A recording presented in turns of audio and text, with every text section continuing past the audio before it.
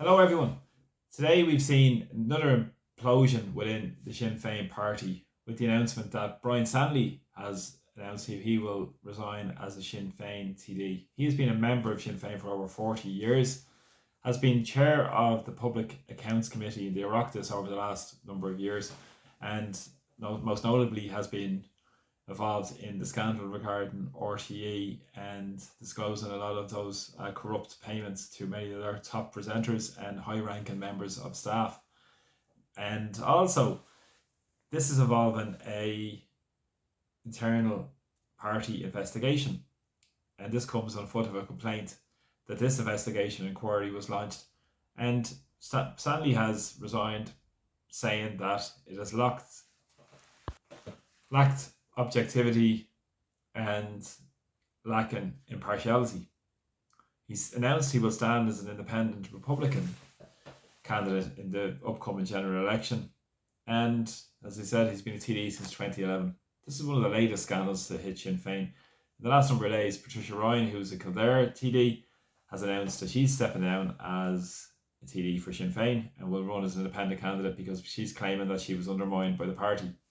Over the last number of years, many more TDs have left, most notably Patrick Rabin had left and set up his own party. And Violet Wynne was another TD that left also as well, has claimed that Sinn Féin are now riddled with darkness. And this comes on the back of the scandals that have happened away from the TDs with the behind the scenes press office, with the scandal around Michael McGonigal, who was the press officer who has a child abuse conviction and a sentencing upcoming. And also the two resignations of members of that staff as well, who gave a reference to McMonigal as he was looking for a job with the British Heart Foundation. Now, this has gone on for many, many years, for instance, with Sinn Féin. They cover up the silences, the Code of Omerta. It happened previously, for instance, with Maria Cahill. You can look back to the story even recently with members that were texting underage members of the party who were kicked out of the party effectively. And it demonstrates a number of factors to this. It demonstrates the hypocrisy of Mary Lou McDonald's leadership, who again was an appointed leader. There was no election contest called. And the hypocrisy of her leadership in terms of talking about transparency and accountability. Every single day of the week you hear these arguments about transparency and accountability for Mary Lou McDonald as on the opposition. And most really recently we saw that with the all the multitude of scandals, the bike shed, the Garda hut, the phone pouches, and more scandals. But when it comes to our own party, there's very little transparency and accountability, it would seem, in regard to what's been going on internally in Sinn Féin, in particular over the recent number of weeks. But this comes inherently from very much of a top-down approach with all of the political parties in Ireland.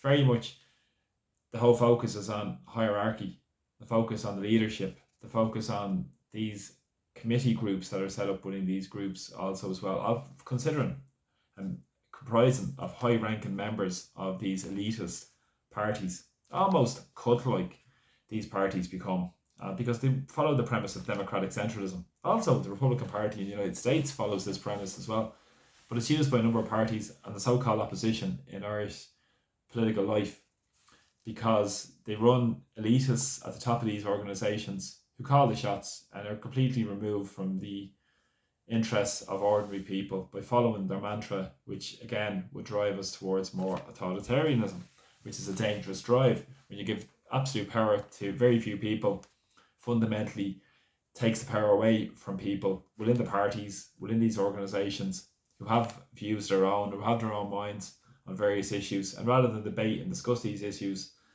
and come to an agreement on them, a lot of this isn't followed through. It ends up in the committee rooms where they decide then on the policy of the party. And that's happened with Sinn Féin, for instance, much the same as a lot of so-called opposition parties as well, and smaller opposition parties as well. And it is important because Sinn Féin consistently sit on the fence on major issues. They've done that for years and years in local councils. They've done the same in the Dáil in particular, because they've sidled up as being a safe pair of hands for the status quo. You saw that with the comments from Johnny Ronan recently to say there's nothing to fear from a Sinn Féin led government, When Johnny Ronan says there's nothing to fear from a Sinn Fein-led government, then you realise there is a lot to fear from a Sinn Fein-led government, because it's basically upholding the status quo. And what's the difference with them versus the status quo we have currently and the Fianna Fáil Fine Gael coalition? And what will that lead to? More chaos, more poverty, more homelessness, and more profits for the super rich, and more of our public money being transferred into the hands of the rich, which is pushing and reinforcing the neoliberal agenda.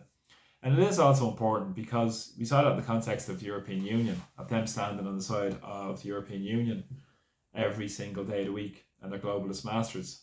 But they flip-flopped on issues as well, depending on the public mood. And it is important, as I said, this is because of the top-down leadership of all these organisations, who are completely out of touch, self-serving, only really interested in their own privilege, their own positions of power, and getting into those nice cozy meetings, and they can fly around the world on a private jets and play like the statesmen and women that they think they are, while ordinary people domestically are suffering, which is the same as what Simon Harris is doing at the same time, as we see him globetrotting around the world, shaking hands and achieving very little for the people of Ireland in terms of dealing with the crises we face here domestically. But we've seen Sinn Féin on these critical issues in Ireland play on the side of the super rich consistently. And it's also very important to note that they've stood on the side, for instance, with the COVID lockdowns, with the political establishment on that as well, in terms of the vaccine passports, which legislated for discrimination in society, which was absolutely despicable act during that period of time. Not to mention it provided cover for the greatest ruse and transfer heist of public money into private hands that created huge inequalities.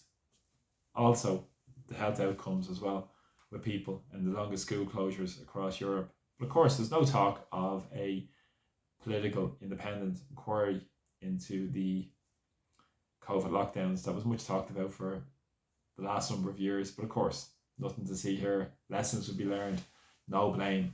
And this will come from the complete political establishment rather than standing up for the interests of ordinary people. So fundamentally, I believe so much has to change in Irish society, and it has to change from the ground up. It has to change where power has to lie in communities, towns, in villages, where people come together in local forums and discuss the issues that we need to be resolved in our communities up and down our great country, in terms of homes for people, in terms of the health service, or a dignified existence, and right to education and a decent job as well. These are so important and critical to ordinary people's lives. But again, more people are being forced to emigrate because they can't afford to live in Ireland. So many people are struggling to get a hospital appointment. Nearly 1 million people are on hospital waiting lists. And notwithstanding what's happening up in the north of Ireland, for instance. So what's the vision? Where's the view to think what kind of Ireland we want?